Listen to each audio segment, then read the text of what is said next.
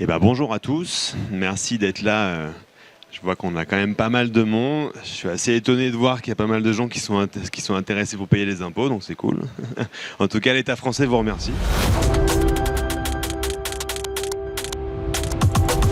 Donc aujourd'hui, le sujet, ça va être donc frauder, non, optimiser, oui. Donc les astuces légales pour optimiser ses profits. Donc dans un premier temps, alors vous verrez, moi, pour ceux qui ne me connaissent pas, j'aime bien rendre ça un peu interactif. Donc vous verrez, je vais essayer de ponctuer la présentation avec des questions. Donc je vous demanderai de lever la main, on va essayer de faire une petite expérience tous ensemble. Donc là, on a une première question aujourd'hui, déjà dans l'Assemblée. Qui est phobique administratif ? Ça va, franchement, c'est pas si pire par rapport à ce que j'ai d'habitude. Donc normalement, dans la totalité des personnes qui sont ici, vous allez être dans l'un de ces quatre profils. Bon, là, on est un peu caché par la végétation, mais donc vous aurez les profils de trading, donc ceux qui vont faire simplement du trading spot.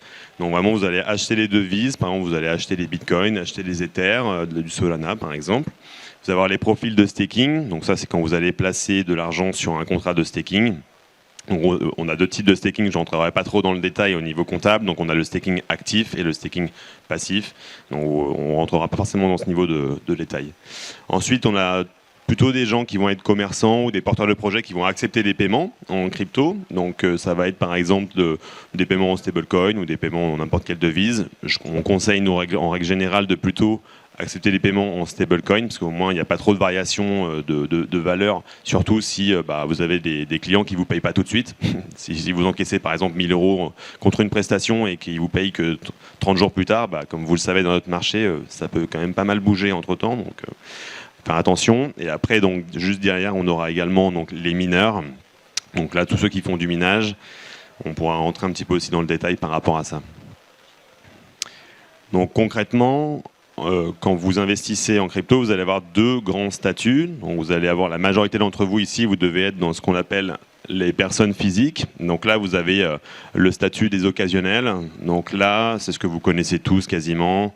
Donc c'est à partir du moment où vous réalisez des plus-values, vous allez être imposé à 30% sur les bénéfices que vous allez générer. Et en règle générale, c'est au moment où vous changez vos crypto-monnaies en euros, où là, du coup, vous allez avoir un acte de cession. Ce qui est important à savoir, c'est que depuis le 30 juin 2024, donc ça a déjà été appliqué, il y a eu un changement au niveau de la... Comment dire ? Vous allez avoir par exemple donc les stablecoins. Avant, ils étaient considérés comme des crypto-actifs et désormais, ils sont considérés comme des monnaies numériques. Donc là, normalement, depuis le 30 juin 2024, quand vous faites un changement de crypto-monnaie, par exemple à USDC, normalement, vous avez un acte de cession à ce moment-là et vous devez quand même payer vos 30%, même si vous convertissez en stablecoin. Parce que là, la plupart d'entre nous, on fait tous pareil. On fait notre rendement en Bitcoin, en Ether ou ce que vous voulez. Et après, on transfère en stablecoin. On attend que ça baisse un peu. Et après, on remet et on fait notre book comme ça. Donc là, normalement, avec ce qui est en train de se passer en ce moment, c'est en train de changer. Donc pour le moment, alors c'est un peu controversé au niveau des confrères comptables et avocats. Donc pour l'instant, il n'y a pas encore eu de prise de position très très forte. Il n'y a pas de cas de jurisprudence par rapport à ce niveau-là. Mais bon, la ligne directrice, c'est plutôt à aller dans ce sens-là, entre guillemets, que ce soit imposé quand il y a des changements en stablecoin. Ensuite, vous avez certainement tous entendu parler de cas de requalification, c'est-à-dire qu'à partir du moment où vous allez commencer à vraiment vous professionnaliser ou tout du moins faire plus de transactions, par exemple avoir des volumes importants d'entrée d'argent qui vont arriver, là le fisc il va tout simplement se dire au final c'est plus tant un occasionnel que ça, c'est quelqu'un qui est professionnel, c'est son activité principale. Donc là généralement pour considérer ça, ils vont regarder ce qu'on appelle avec la méthode des faisceaux d'indices. Donc ils vont regarder est-ce que vous avez une proportion de vos revenus crypto qui est importante par rapport à vos revenus généraux, est-ce que vous avez un volume de transactions important, est-ce que vous participez à des salons crypto par exemple. Voilà, donc c'est certains critères qui vont regarder et en fonction de ça, vous allez être à risque de requalification et dans ces cas-là, vous allez passer en tant que statut des habituels. Donc là, par exemple, même si vous faites du staking, par exemple, vous pouvez aussi être assujetti au régime des BNC. Donc ça, ce sera dans la déclaration sur le revenu. On en parlera un petit peu après. Il faudra le déclarer dans les revenus BNC. Donc voilà, ça c'est des choses que vous pourrez voir avec des spécialistes si jamais, ou même vous pourrez venir nous voir un peu plus tard pour qu'on puisse en discuter. Et après, si jamais vraiment vous voulez en faire votre activité, vous pouvez passer donc, en tant que professionnel avec une société, donc là vraiment monter une activité, ou tout du moins, vous pouvez aussi investir déjà avec votre société déjà que vous avez. Donc là, c'est le régime classique. Donc là que vous allez avoir, la différence entre les personnes physiques et les personnes morales, c'est que sur les personnes morales, tous les mouvements, que ce soit crypto-crypto et crypto-fiat, sont imposables de base et depuis le départ. Et donc là, nous, on va calculer ce qu'on appelle un CUMP, donc c'est un coût moyen unitaire pondéré. Et donc là, on va avoir les plus et moins values latentes qui vont se répercuter au bilan de votre société. Et là-dessus, du coup, vous aurez votre imposition à l'IS, classique, sur les produits. Il y a un petit point de vigilance quand même quand on passe avec une société, surtout si ce n'est pas l'activité principale de la société. Bon, déjà, il y a le principe de base d'investissement. Évidemment, vous investissez l'argent que vous êtes prêt à perdre, surtout en crypto. Et également, il faut que ça soit dans des proportions limitées. Par exemple, si votre activité principale, c'est être un développeur informatique, votre activité principale, c'est de faire du développement informatique. Si le chiffre d'affaires que vous générez avec vos placements crypto est supérieur au chiffre d'affaires que vous faites avec votre activité principale de développement informatique, dans ces cas-là, le fisc il va dire, mais attendez, votre activité principale, c'est quoi? C'est faire du trading ou c'est faire du développement informatique? Donc là, vous avez un risque à cet endroit-là de requalification de l'objet social. Et dans ces cas-là, la solution à ça, généralement, votre comptable, il vous conseillera de constituer une holding. Donc là, après, l'activité principale de votre holding, ça sera de l'investissement sur titre financier. Vous remonterez les capitaux avec le régime Murphy, du coup, sur votre holding, et là, vous pourrez investir bon train et dans d'autres produits financiers comme de l'immobilier, des bourses, de la bourse, des ETF, ce que vous voulez. Donc là, après ce que je vais vous expliquer, bon, désolé, c'était un petit peu lourd quand même tout ça, mais qui se sent occasionnel dans un premier temps, je vous laisse lever la main en occasionnel. Donc, quand même pas mal de gens, et ceux maintenant qui se sentent habituels. Et c'est quasiment 50, ouais, allez, presque 50-50. Donc, comme on disait, donc auparavant, en tant que personne physique, nous transférions nos profits donc en stablecoin, comme on disait, mais si justement l'État décidait de les taxer, c'est ce que je vous expliquais juste après, breaking news, voilà, depuis le 30 juin, maintenant c'est un événement taxable. Donc même par exemple, si vous faites un swap BTC-USDC, par exemple, du coup ça va être considéré comme un acte de cession. Donc, après, j'ai pas mal de personnes qui sont venues nous voir sur le stand, qui nous disent mais ok, mais c'est quoi leur moyen de contrôle? Comment ils font pour nous contrôler et savoir qu'est-ce qu'on a, quoi. Mine de rien, ils ont quand même pas mal d'outils. Donc, sachant que là, à partir de l'année prochaine, ils en auront un qui sera ultime, vous verrez. Donc, actuellement, vous allez avoir donc, le dispositif TrackFin et Lab. Donc, notamment, là, vous allez avoir les banques, les comptables et les PSAN. Eux, ils ont une obligation, quand ils voient des transactions qui sont un peu louches, de faire une notification TrackFin. Donc là, ils vont justement dire cette personne-là, il faut la contrôler. Ensuite, eux, il y a des échanges d'informations justement via TrackFin entre différentes administrations fiscales. Donc pour ceux qui nous ont demandé, si je pars dans un pays, ils ne me retrouveront pas. Et voilà, typiquement, les administrations fiscales échangent entre elles. Donc faites gaffe quand même. Et après, effectivement, donc là, eux, ils ont une analyse de flux financiers et en plus de ça, ils peuvent recroiser plusieurs sources de données. Donc, par exemple, si vous avez des données issues des impôts, issues de l'URSSAF, issues de toutes les sources de données qu'ils peuvent avoir, vraiment, croyez-moi, nous, on accompagne des clients sur les contrôles fiscaux, ils ont accès à pas mal de choses. Donc, même limite votre groupe sanguin, limite, donc faites gaffe. Et ensuite de ça, donc là vous avez eu MiCA, donc là on est vraiment dans l'actualité. Donc au niveau de MiCA, donc ça régit les acteurs qui ont le droit ou non de vendre des crypto-monnaies. Donc là il y a ce système d'enregistrement des plateformes. Ces plateformes-là, elles ont une obligation de transparence et elles ont une obligation de, si vous vous faites contrôler, elles sont obligées de donner vos informations à l'administration fiscale si jamais ils le demandent. Aujourd'hui, c'est une obligation pour eux. En plus de ça, on a l'encadrement des stablecoins, comme je vous l'ai dit, maintenant, qui a changé depuis le 30 juin 2024.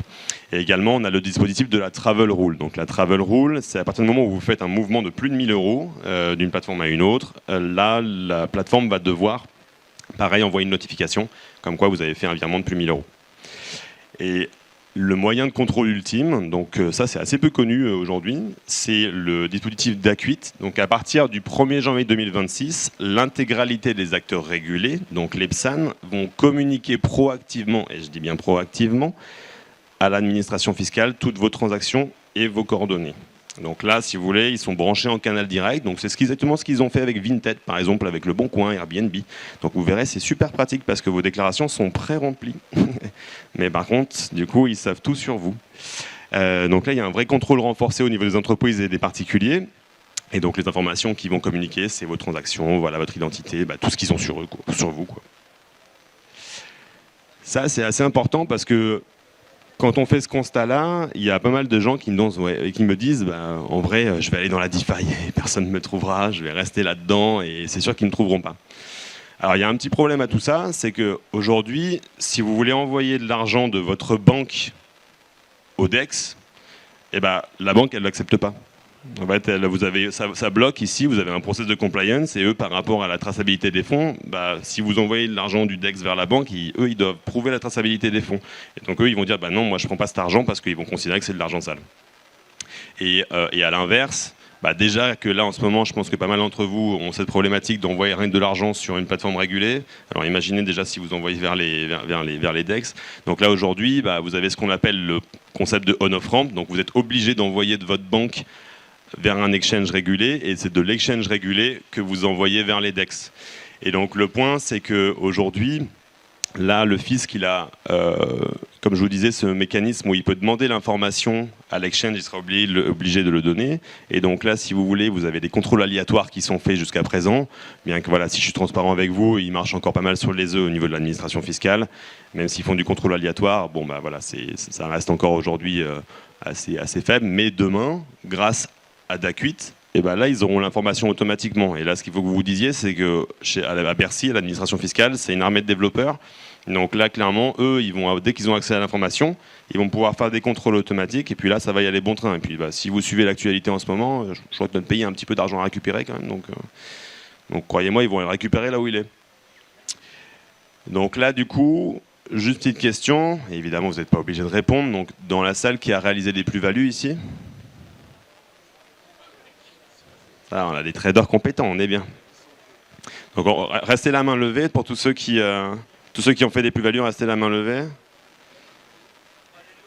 Et maintenant, qui est-ce qui les a déclarés, ces sessions ? Il y a un peu moins de monde là quand même. Tac, tac, tac. Non, promis.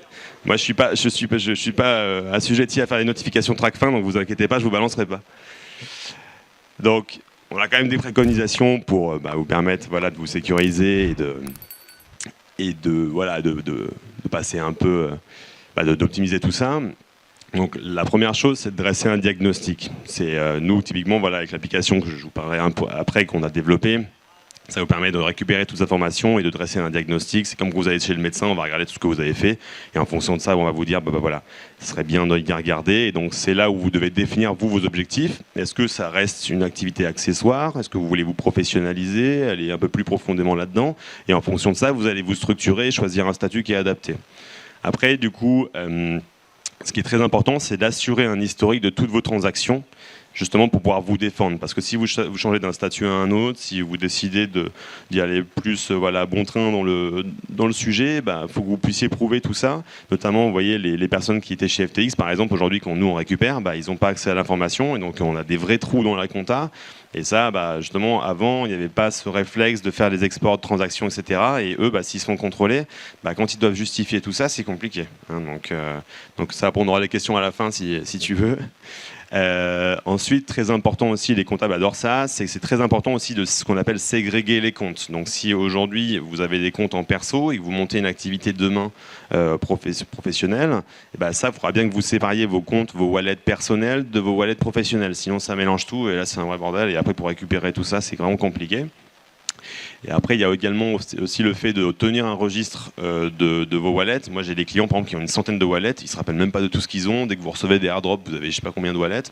Et donc là, si vous ne les listez pas tous dans un Excel, quand vous devez récupérer tout votre historique et tout redresser, vous ne retrouvez pas tout. Et là, après, derrière, il y a des trous dans la compta. Et pareil, quand vous devez vous défendre, ce n'est pas bon, quoi. Et le dernier point, c'est de s'équiper. Donc justement, nous, on a créé une plateforme qui permet de faire tout ça, de tout retracer et de ne pas se faire redresser. J'ai failli faire un lapsus quand même. Et donc du coup, là, chez nous, vous avez simplement besoin de brancher vos différents comptes, que ce soit des wallets ou des exchanges. Vous allez venir brancher vos comptes et nous, on va récupérer toutes les transactions qui sont dessus. Derrière, vous avez un outil de tableau de bord qui va vous permettre d'avoir une vue agrégée de tous vos comptes. D'une certaine manière, c'est aussi un bon outil de trading parce que vous allez voir la perf et toutes vos plus et moins-values de manière globale sur tous vos assets et sur tous vos comptes. Et après ça, vous allez pouvoir voir vos plus et moins-values donc par crypto-monnaie, et ce qui fait que si vous vous êtes fixé un objectif par exemple de faire 30% sur telle crypto-monnaie, au moins là vous pourrez le voir et ça sera agrégé sur tous vos comptes. Ensuite, on a un outil de pré-comptabilité, donc là vous verrez toutes vos transactions et vous allez pouvoir les justifier. Et donc si vous envoyez ça par exemple à un comptable ou si jamais vous devez le prouver au niveau de l'administration fiscale.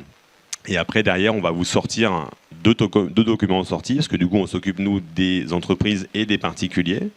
Donc, pour les entreprises, on va vous sortir un fichier FEC, donc un fichier des écritures comptables. Vous verrez, votre comptable adorera ça, parce que c'est le fichier qu'il a l'habitude de voir. Donc, nous, on va vous fournir ça et vous pourrez lui donner pour les entreprises. Et par contre, pour les particuliers, on va vous sortir donc l'annexe de la déclaration sur le revenu. C'est la déclaration 2086. Donc ça, c'est là où vous allez devoir reporter vos plus-values sur la déclaration sur le revenu. Et nous, on va déjà vous calculer tout ce montant. On va vous faire un joli tutoriel en vous disant vous allez ici, vous reportez ce montant, c'est terminé. Il y a également, on vous aide pour la déclaration des comptes à l'étranger. Donc ça, c'est également important de les déclarer.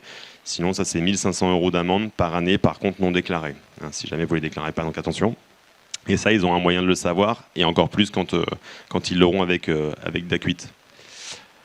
Et évidemment, on vous accompagne pour faire tout ça, parce que voilà, c'est un sujet qui est quand même un petit peu complexe, surtout que sur Internet, on trouve de tout et rien. Donc on a également, nous, créé un annuaire de spécialistes, donc des comptables, des fiscalistes qui connaissent vraiment bien le sujet, qui parlent notre jargon, qui, si vous leur parlez de staking, de farming, de yield farming, ils comprendront tout ce que vous leur dites.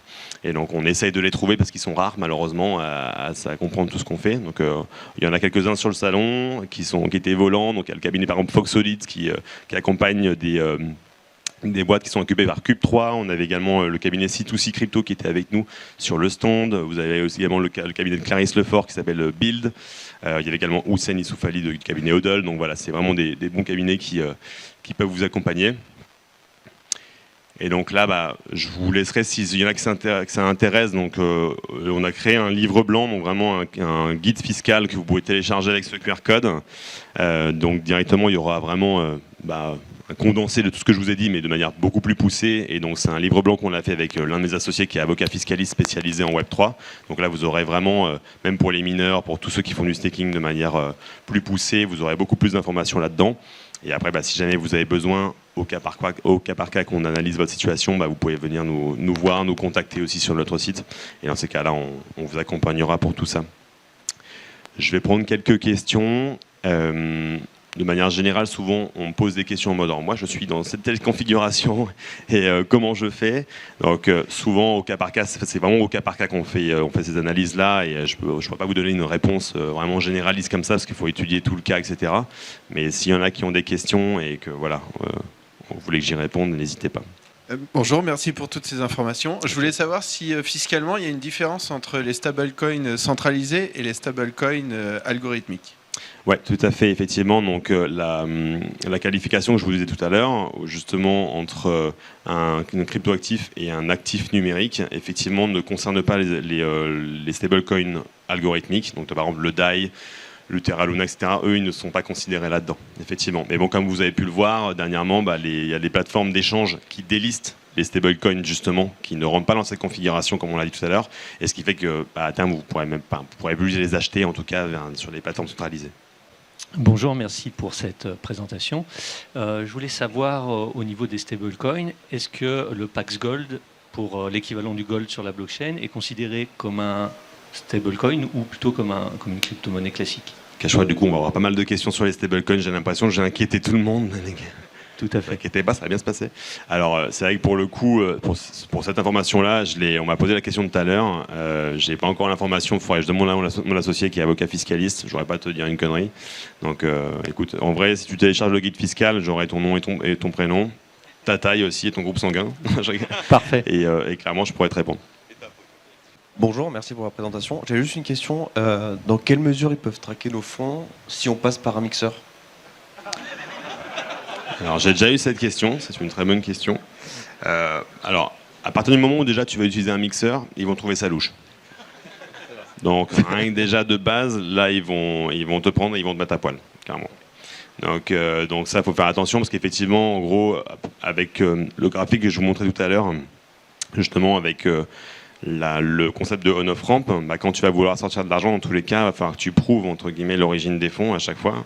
Et donc c'est au moment où si tu as utilisé un mixeur, et là il y aura peut-être des notifications de TrackFin qui partiront, ou tout du moins après avec le DAC8, ils pourront voir du coup et itérer sur les transactions que tu auras. Et s'ils voient que tu as utilisé un mixeur, tu seras louche. Pour eux, ça sera un pattern de contrôle. Et dans ces cas-là, ils viendront voir, ils viendront éplucher tout ce que tu as et ils trouveront, crois-moi. En vrai, souvent, on pose vraiment la question de se dire, on essaie de trouver des pistes, de se dire comment on fait, etc. Alors là, par exemple, les fiscalistes vous le diraient mieux que moi, mais la seule solution un peu à tout ça, c'est après, au bout d'un moment, c'est l'expatriation.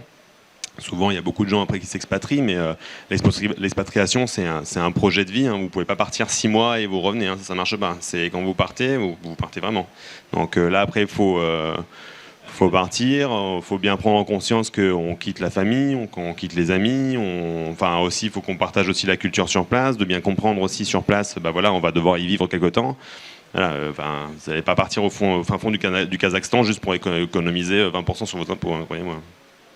Est-ce que vous faites des recommandations de donation pour justement éviter la flat tax, etc. Parce que aujourd'hui, on sait qu'il y a des abattements possibles. Donc, est-ce que vous abordez le sujet des fois dans vos recommandations? Oui, bien sûr, effectivement. Justement, on est en train de travailler ce sujet-là avec un cabinet d'avocats et avec un comptable, notamment avec le cabinet Foxolite et avec le cabinet #avocat. Et effectivement, sur les cas de donation, on pourra te recommander des modèles si tu veux, et vraiment avec une optimisation sur les cas de donation. Et effectivement, ça c'est un des moyens effectivement de pas trop payer, quoi. Mais après, tu as des plafonds d'abattement, etc. et des niches que tu peux prendre. Et après, c'est limité à un certain montant, évidemment. Ils ne sont pas aussi sympas. Oui, j'ai une question d'une manière générale. Par exemple, dans le cas où, depuis plusieurs années, admettons, on prend des cryptos, etc., et on cash out jamais. Donc, depuis des années, c'est difficile peut-être, admettons que j'ai perdu mon Excel, ou je ne sais pas, je ne peux pas documenter toutes les transactions depuis des années. Ça ne serait pas plus simple, ou est-ce que c'est déjà possible, tout simplement, le jour du cash-out, documenter juste tous les cash-in, présenter par rapport au cash-out, et payer les 30 ou 33%, parce qu'on ne sait même pas combien c'est actuellement, et ne pas documenter tout ça. S'il y a une plus-value, on laisse tomber sur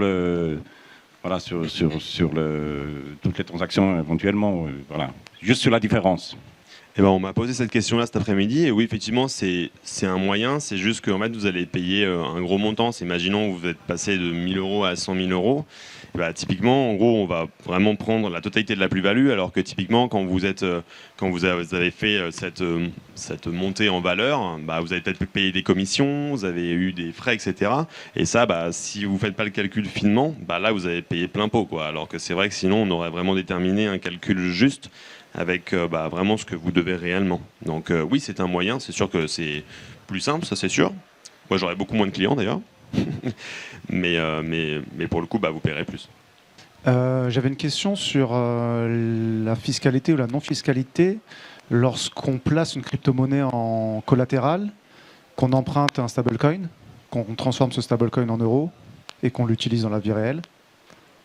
Quelle est l'imposition, la fiscalité sur ça ? Est-ce qu'il y en a déjà ou pas? Sur un prêt collatéralisé? Oui, parce que du coup, on a une dette. C'est une dette qu'on dépense et pas une plus-value. Comment ça se passe à ce niveau-là? Là aussi, je vais botter en touche. Tac, et du coup, ça sera avec mon avocat fiscaliste associé qui pourra te répondre. D'accord. Parce que là, c'est un cas assez spécifique. Mais oui, effectivement. Là, si tu veux, tu nous contactes la semaine prochaine et j'aurai la réponse à ta question. Ok, parfait. Merci beaucoup. Je vais peut-être prendre encore 2 questions. Parce qu'après, il y a l'heure de l'apéro quand même. Bonjour et merci pour la présentation. Je pense que je reviens sur les stablecoins et notamment l'USDC puisque le SDT va être interdit dans la zone euro. Mais je pense qu'on est nombreux quand même à s'informer régulièrement et à tomber entre guillemets de notre chaise sur ce 30 juin 2024 parce qu'on est quand même très nombreux à imaginer ce marché haussier avec une sortie temporelle en USDC sans imposition. Donc on est nombreux aussi à avoir entendu des cabinets d'avocats dire l'inverse. Donc, est-ce que vous êtes sûr de ça? Est-ce que vous conseillez, est-ce que vous dites concrètement à tous vos clients depuis que toutes leurs transactions depuis le 30 juin 2024, là, ils vont les déclarer? En gros, c'est les transactions qui arrivent après le 30 juin 2024, donc pas rétrospectivement non.